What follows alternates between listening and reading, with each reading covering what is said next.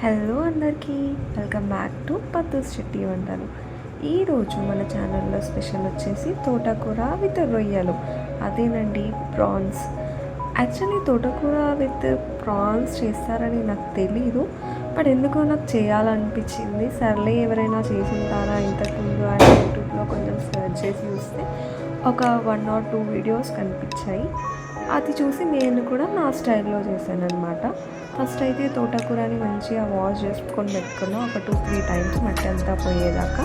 తర్వాత ఇలా ఉల్లిపాయ, జీలకర్ర, పచ్చిమిర్చి అండ్ కొంచెం వెల్లుల్లి, 2 టొమాటోలు అండ్ అలా ప్రాన్స్ని కొన్ని ఉండే ప్రాన్స్ అలా కడిగేసి లైక్ తలకాయ, పొట్టు అవన్నీ తీసేసి పక్కన పెట్టుకున్నాను.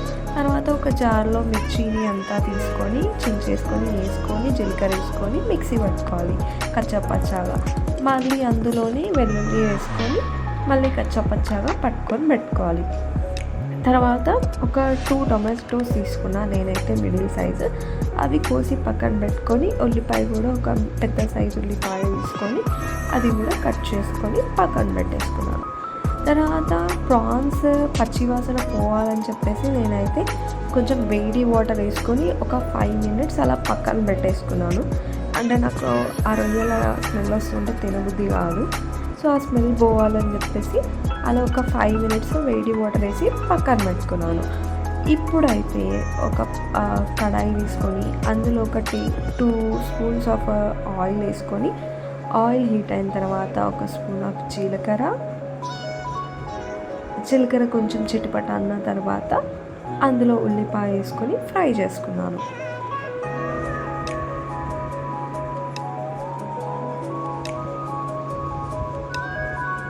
అలా ఉల్లిపాయ వేసుకొని ఒక 2 minutes అలా కలుపుతూ ఉండాలి. మరీ హై ఫ్లేమ్లో పెట్టుకోలేదు, కొంచెం మీడియం ఫ్లేమ్లో పెట్టుకొని కలుపుతూ ఉన్నాను అనమాట, అలా ఉల్లిపాయ మాడకుండా ఉండడానికి. తర్వాత ఒక 3 ఎండుమిర్చి తీసుకొని చించి వేసుకున్నాను అందులో. మీకు కావాలంటే ఇంకొకటి కూడా వేసుకోవచ్చు, ఒక 4. నేనైతే ఒక 3 పెద్ద సైజు ఎండుమిర్చి తీసుకొని చించేసేసుకున్నాను. అది మంచి ఫ్లేవర్ అండ్ టేస్ట్ కూడా ఇస్తుంది ఆ ఎండుమిర్చి గోడిన తర్వాత. సో నేను ఒక 3 వేసుకున్నాను అంతే.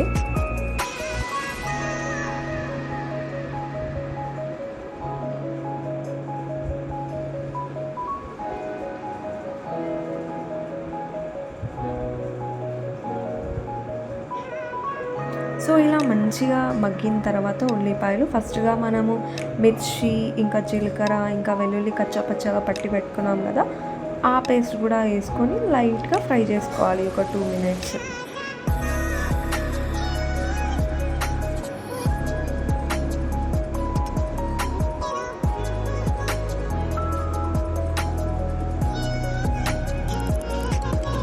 మీకు కావాలనుకుంటే ఈ టైంలోని కరివేపాకు కూడా వేసుకోవచ్చు, బట్ మా దగ్గర కరివేపాకు లేకుండే ఆ రోజు, అందుకనే నేను కరివేపాకు వేయలేదు.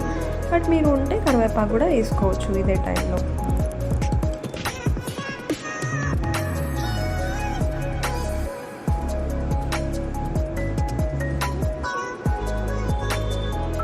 ఇలా ఒక 2-3 minutes మంచిగా ఫ్రై అయిన తర్వాత మనం కోచి కడుక్కొని పెట్టుకున్న తోటకూర తీసుకొని వేసుకోవాలన్నమాట. ఇలా వేసుకొని డైరెక్ట్ క్యాప్ పెట్టేసి ఒక 5 to 10 minutes వదిలేసుకోండి. మరి 10 minutes కాదు, 5 to 8 minutes వదిలేసుకోండి.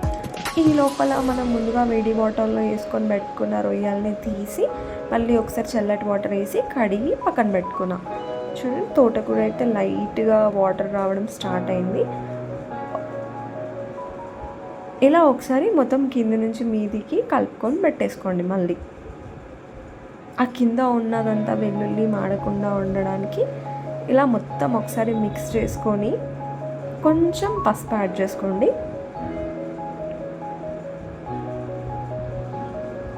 ఇంకా సాల్ట్, నేనైతే ఒక 2 tablespoons సాల్ట్ వేసాను, ఎందుకంటే లీఫ్ కర్రీస్లో ఆల్రెడీ సాల్ట్ ఉంటుంది కాబట్టి కొంచెమే సాల్ట్ వేసి సేమ్ టైంలో పౌడర్ కూడా వేసాను అనమాట.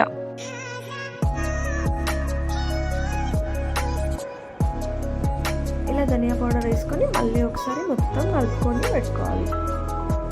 చూసారా, కాసేపు అలా పక్కన వదిలేస్తే వాటర్ రావడం స్టార్ట్ అయిపోయింది తోటకూర నుంచి.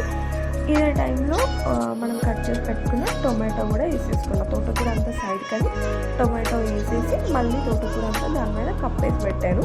అప్పుడైతే టొమాటో పచ్చి పచ్చి లేకుండా మంచిగా ఉడుకుతాను.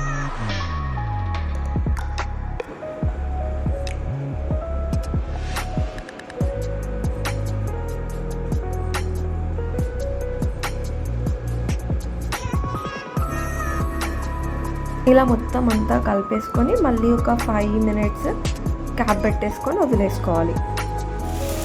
5 మినిట్స్ తర్వాత ఇలా ఓపెన్ చేసి చూస్తే చూసారు కదా టొమాటో అయితే మగ్గింది. ఇలా మళ్ళీ మొత్తం ఒకసారి కలుపుకోవాలన్నమాట. ఇన్ కేస్ సైడ్ కనుక ఏమన్నా తోటకూర మాడి అంటుకొని ఉంటే అది కలుపుకోవడం వల్ల ఇంకా మాడకుండా ఉంటుంది కాబట్టి మళ్ళీ ఒకసారి మొత్తం కలుపుకొని పెట్టుకోవాలి.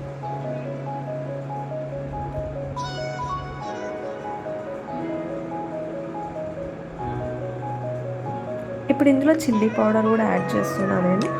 మీకు అవసరం లేదనుకుంటే చిల్లీ పౌడర్ యూస్ చేయకండి. కొంచెం పచ్చిమిర్చి పేస్ట్ ఎక్కువ వేసుకుంటే సరిపోతుంది. బట్ నేనైతే కొంచెం చిల్లీ పౌడర్ వేసాను. మళ్ళీ టేస్ట్ చూస్తే సాల్ట్ కూడా కొంచెం తక్కువ అనిపించింది. ఇంకొక 1/2 టేబుల్ స్పూన్ సాల్ట్ కూడా వేసాను. మళ్ళీ తర్వాత మనం కడుక్కొని పెట్టుకున్న ప్రాన్స్ యాడ్ చేసుకోవాలి ఈ టైంలోనే. ఇంకొక 5 or 6 to 8 మినిట్స్లో బంద్ చేస్తాం అనంగా ప్రాన్స్ వేసుకొని మళ్ళీ ఒకసారి మొత్తం కలుపుకోవాలి.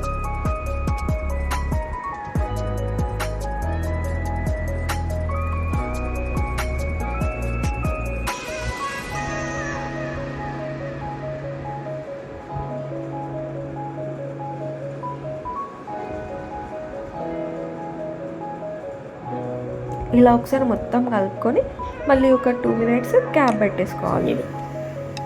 ఇలా జస్ట్ ఒక 2-3 మినిట్స్ క్యాప్ పెట్టేసుకొని తీసేస్తే చూడండి మన ఆ రొయ్యలు ఆ తోటకూర మొత్తం మంచి అరోమా స్మెల్ వస్తూ ఉంటుంది అన్నమాట.